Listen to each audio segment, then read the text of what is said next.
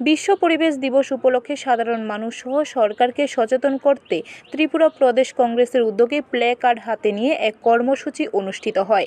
রাজধানী post office Chowmuhani এলাকায় এই কর্মসূচি অনুষ্ঠিত হয়।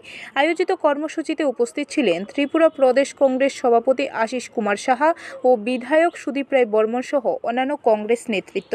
কংগ্রেস বিধায়ক সুদীপ রায় বর্মন সংবাদ মাধ্যমকে এক সাক্ষাৎকার দিয়ে বলেন, একটি দায়িত্বশীল দল কংগ্রেস, যারা মানুষের কথা ভাবে। প্লাস্টিক বোতল সহ ফ্লেক্স ও বিভিন্ন অপচরণশীল দ্রব্য ত্রিপুরা রাজ্যকে গ্রাস করে নিচ্ছে, ফলে পরিবেশের ভারসাম্য নষ্ট হচ্ছে। প্লাস্টিকের ব্যবহার্য যে সমস্ত দৈনন্দিন এই ওয়ান টাইম যে সমস্ত জিনিস, থালা গ্লাস থেকে শুরু করে বিভিন্ন জলের বোতল আমাদের রাজ্যে আজকে বহুল ব্যবহৃত।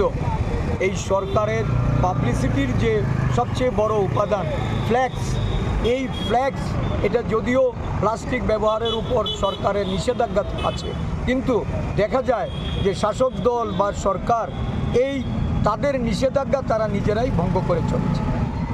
রাজ্য দূষণ নিয়ন্ত্রণ পর্ষদের কোনো ভূমিকা নেই, টুটু জগন্নাথের ভূমিকায় আছে। ব্যুরো রিপোর্ট, খবর ত্রিপুরা।